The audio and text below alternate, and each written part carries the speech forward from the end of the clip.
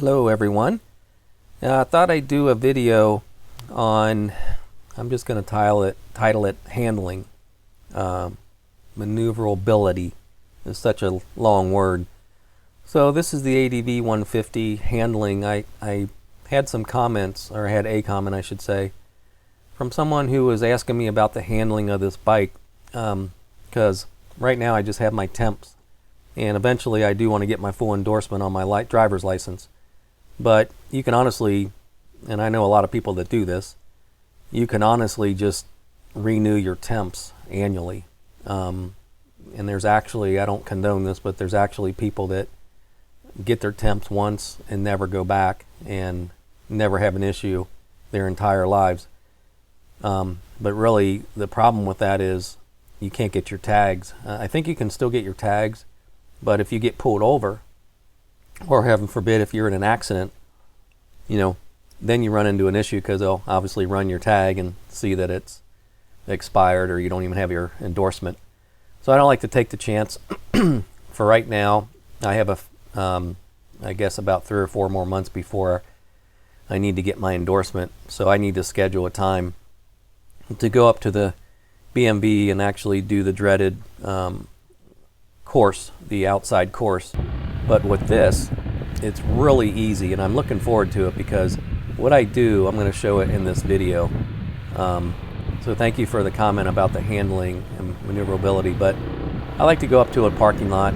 It's so hard to get anywhere around where I live where there's no cars, but there's a few spots. This is one of them where, and somebody asked me about the turn signal. Does, like when you turn the wheel left or right, the handlebars left and right, does it cancel the turn signal? No, it does not. You can see where I'm pressing in the turn indicator. You have to physically press it in to disable the turn signal. So you can left or right, of course, and then turning the handlebars is not going to cancel it. Okay, so you have to actually remember to press it in to cancel the turn signal. After a while you get used to it, but it's a habit now. I do it all the time, even if I'm just driving without even turning. I just make sure it's off. But you can see that when I turn this thing, if you're not careful and you don't lean, like just right now, I almost dropped it. I almost dropped that because I kind of ran into the curb a little bit because I didn't lean. So when I'm turning in a tight radius, it's all about feel, and it's all about balance, and it's all about keeping your body in your, to me, I like to keep my elbows in where they're actually, and you can't see it in the video, I don't have anyone else to film me. But what I like to do is when I turn, I lean a little, and my elbows, if you could see them, they are really like hugging my rib cage. So I'm turning very slow, and I have to throttle it to a point where you maintain balance. So there's a fine line. Just practice this. Go in a parking lot and try to go in and out of the parking spaces, and you should be able to do it within each space. So you get going and you slow down and you lean a little bit, but the key to the turn is to lean a little bit and keep your elbows in close to your body, almost hugging your body, and just gradually turn into it. And that's what I do. I mean, everybody's different. Everybody has different equilibriums, but you can see that I can turn within almost a dime here and never touch the ground. I'm doing this very slowly, and I'm giving it a little throttle, but you can see my elbow right there in the mirror. It's hugging my body. It's close, almost like a boxer where they keep their arms against their rib cages. Keep it close, give it enough throttle to where you don't lose your balance. So it's just a fine thing that you have to practice. It's not rocket science, but that's good for handling. And when you're going into a turn, this thing is so light and nimble. I'm trying to show you no hands here, but you have to get a little speed going. And this thing is so nicely balanced that I can, if I'm going slow, it's kind of hard, but I can ride all the way down the street without touching the handlebars. This is how well balanced this machine is. Okay, but I just wanted to show that because I think it's important when you turn on this thing, on a scooter. You can turn on a dime, but you can see my inside of my elbow is actually touching my body in the direction I'm turning. Now my left elbow right there is touching my body, and I just turn it enough and give it enough gas to keep the balance. So yeah, throttling it in and out is the key. But you can literally, when I'm sitting on this seat, my inseam, I'm a shorter guy, so my feet do not lie flat on the ground when I come to a stop. So I have to use my toes because my inseam's only like 29 inches. So taller people can stand and sit flat-footed on this thing without a problem. But me, when I come to a stop, my left foot or my right foot is usually the one I favor at a stop sign, and then I am flat-footed, but I have the other one usually just resting up on one of the floorboards. But here's another parking lot I'm going into, and again, I'm just going to practice some turns.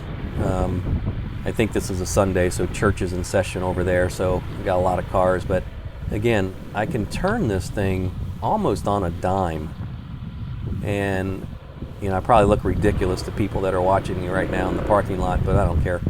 So it's not bad. If you do plan to take your driver's test and your course, I guess they call it, for the BMB, when you go outside and you go in the back of the BMB and you do your little circuit test, this to me would be the ideal bike to do it with, because you don't have to worry about shifting gears. You can go almost as slow as you want, and it turns like on a dime. So it's not going to be a hard thing. If you do practice, go into a parking lot, like I said, and just practice going in and out of the parking spots, and that'll help you out. And after about, I would say, a couple days of this, you'll get it down pat where it's no big deal. I think it took me about a week on this bike to really get comfortable, maybe a couple weeks to get comfortable with it. And I didn't practice any maneuverability during that time. You want to start out just, riding it on the back roads and don't get into a lot of traffic, because you have to make sure you have a feel for the braking, how long it takes to stop, which is very good on this, by the way.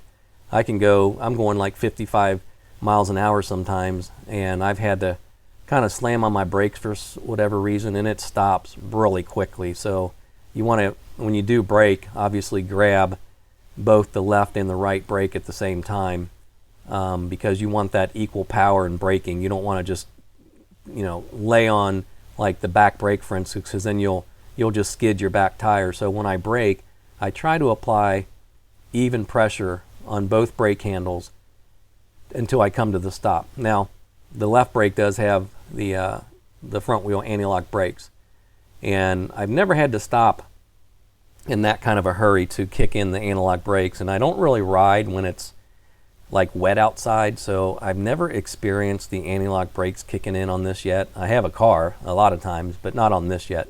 But it comes with that feature, so I wasn't really hesitant to buy that, because it just came with it. I don't know if you can even get this bike without anti-lock brakes. So here I am in another parking lot. Don't mean to beat a dead horse on this, but I just wanted to show how easy it is for the handling of this thing. There's a police station, obviously you can tell by the vehicles, near where I live, and this is a nice parking spot to practice kind of going in and out of the spaces. I don't do it often because I'm really used to this bike now, and I don't think I really need any more practice. So I just wanted to show it, though. I've done it before. I did it in another parking lot. But yeah, again, find a parking spot with marked marked spots, and try to turn into the very next one without losing your balance. And then turn the other direction, like I'm doing here, left, and try to go into the other space without losing balance and never touching the ground. And do this all the way down the parking lot. I didn't do it here, but obviously if you find a parking lot that's open, it has a lot of spaces, just continue to do that. Left, right, maybe do a couple lefts at a time, and before long, you'll have it down pat, and then you'll feel really confident when you do go to take your driver's test on this bike. But it's really no big deal. So thanks for recommending this video. I do appreciate it. And if you want to see any other videos that I do or that I can make with this, just let me know. I don't know why I have the wind noise back here. I think I forgot to mute this part. So forgive me for the wind noise, but again, I am open to suggestions and any comments, any video ideas that you want to provide me with the information, let me know. But yeah, the turn signal thing was really cool. That was a great question that somebody had about the turn signal. Does it cancel itself out? There, we got rid of the wind noise finally. Thank you. That just bugs me when somebody makes a video with nothing but to each his own. So I do hope you appreciate my videos where I kill the background sound when I'm going faster. But anyway, yeah, the turn signal, now, because I'm so conscious of it, when I do ride this bike, I feel myself always kind of pressing in on that turn signal to make sure I don't have it on. Now I have an OCD habit about it where it's like, my gosh, leave it alone, it's fine. So you'll get used to that after a while, then you won't be able to leave it alone, trust me, like me.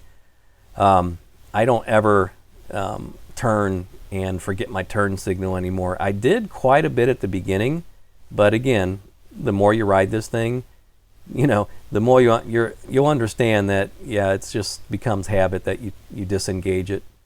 But anyway, it's a nice day, and again, I'm running through my neighborhood, and actually it was, my goodness, it was like almost 80 degrees. Actually, it was over 80 degrees, I think, in this video, and I normally wear a jacket, like a protective jacket, but I didn't because it was so hot today that I just felt like, yeah, I'm just gonna, I still wear my helmet, my gloves, and I usually have some type of clothing on my legs, like some thin sweats or something that, you know, if I do lose it or something or take a spill, I don't want to have road rash all over me forever.